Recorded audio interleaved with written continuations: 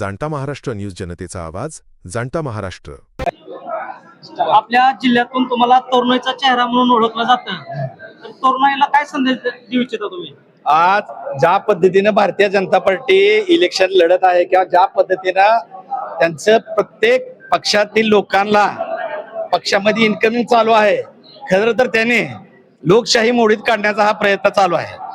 आज मी त्यांना एकच आव्हान करतो की ज्या काय उमेदवारीने उमेदवारी भरलेल्या आहेत महाविकास आघाडीकडून, त्यांचं खरं तर मी कौतुक करतो, कारण जे त्यांनी धाडस दाखवलेलं आहे।